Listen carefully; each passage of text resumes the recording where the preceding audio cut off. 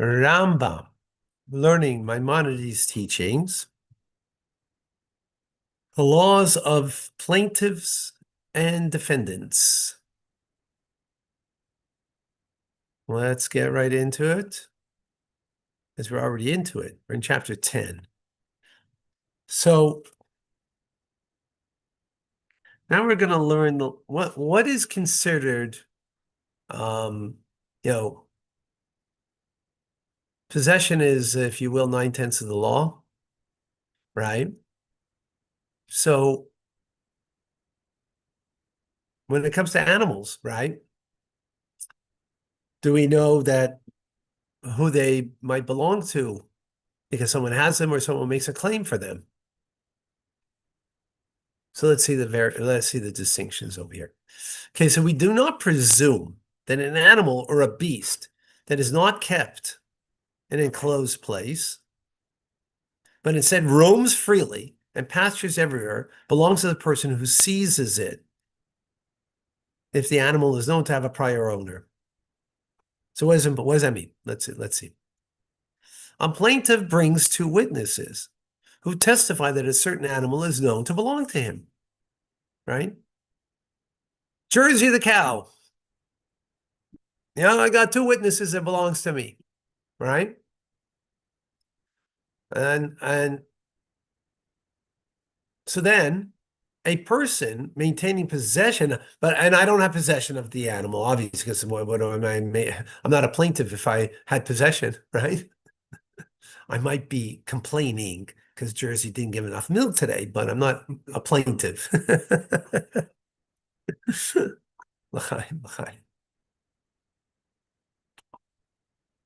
Right. So he doesn't have it, right? And as witnesses that it was his, can let the vida.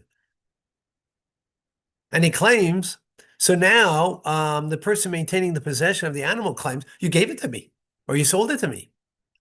Now, the defendant's word is not accepted.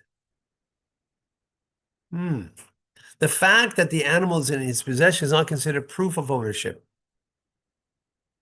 Right? Why? Because it's a roaming animal. If it was an animal that'd be locked up and not roaming, and therefore could have, roamed out, and then therefore I got it, right? That's the idea over here. That'd be a different story. So that's not proof of ownership, because it is possible that it roamed and entered the domain by itself even. Therefore, if the defendant does not bring proof of his acquisition of the animal, in other words, okay, show me the paperwork.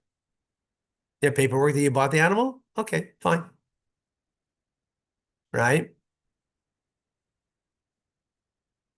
It should be returned to the owner. Why? Because he has two witnesses. That's key over here, right? He has two witnesses. The owner must, however, reinforce his claim by taking an oath.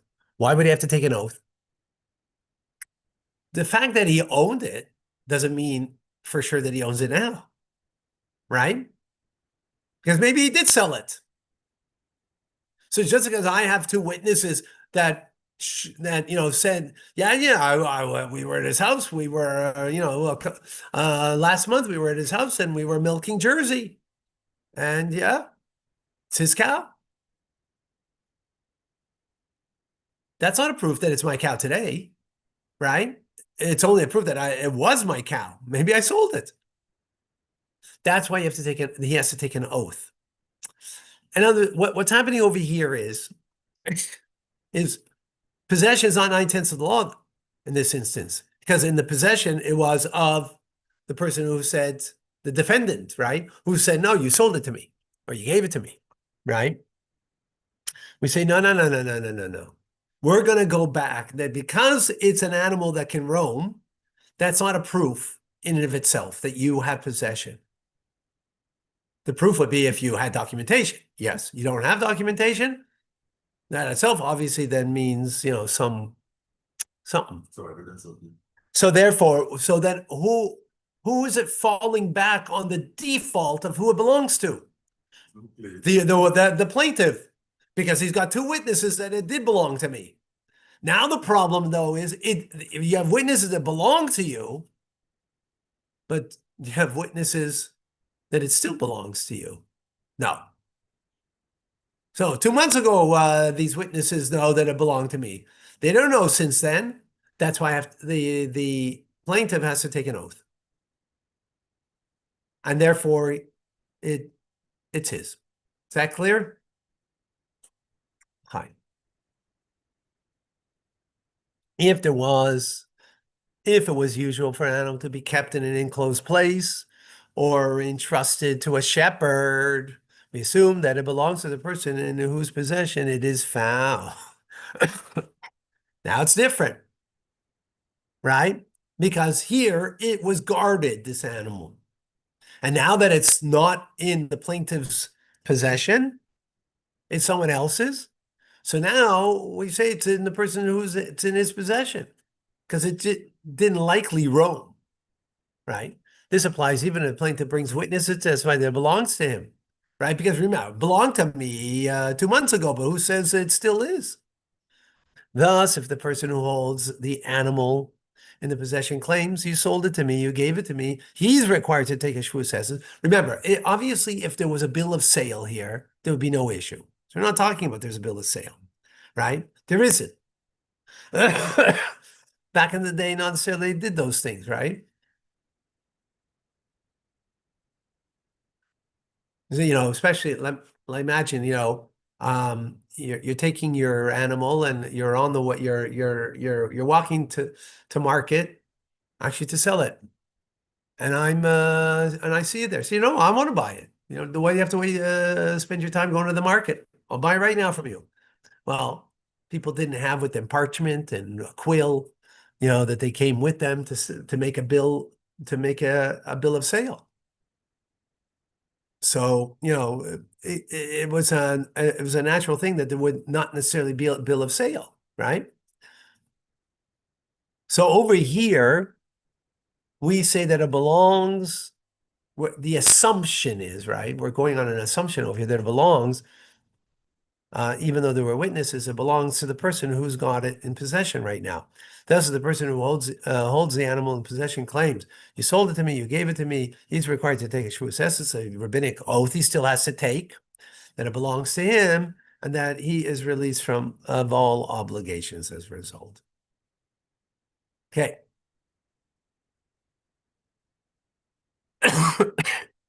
Therefore, the following rules are applied when a person seizes possession of an animal belonging to a colleague.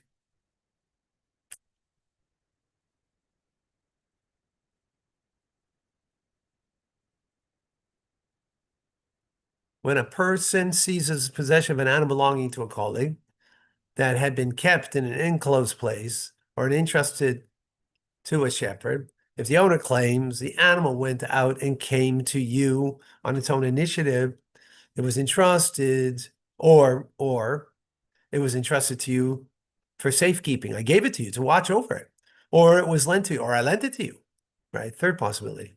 And the person who seized it agrees. He says, yeah, it's not mine, but you owe me this and this much. But you owe me. You gave it to me as security, or he says, you gave it to me as security for this and this much, or you owe me such and such for damages you caused to my property. His word is accepted if he claims the value of the animal or less. If the animal is at, equal or less than what the damage or what is owed to him. The rationale is since he could claim that he purchased it. So there's a migoy over here. In other words, he could have claimed something different. I purchased it. His word would be accepted. If he lodges another plausible claim, he must, however, take an oath holding a sacred article, and then may collect his claim. So interesting. Others, he could have said, no, you sold it to me. Yeah, right, it did belong to you, but you sold it to me. And then he didn't have a bill of sale, but since it was something that was,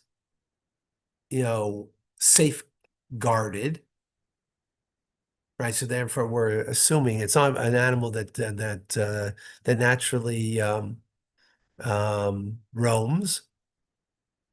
And here the plaintiff is saying that no, it did. So therefore, we assume that it's in the possession of the person. And again, he could have said, "I bought it," and then he would have taken an oath and be absolved. The fact that he said that you owe it, you owe me money, or it's payment for damages that you did to my property and the like. And assuming that that's, that they're in agreement on that, obviously. So then he can keep it. But he does have to take an oath. Interesting, with a sacred article. So it's a rabbinic oath, but he has to hold on to sacred article.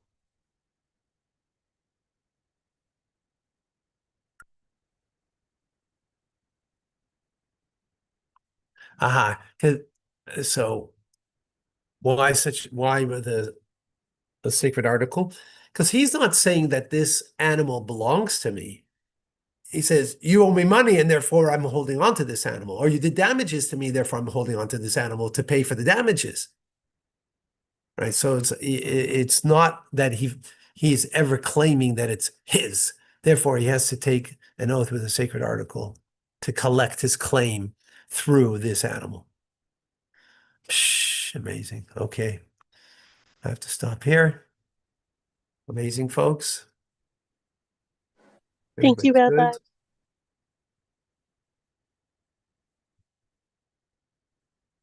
Wonderful. Okay. Have an amazing, great day.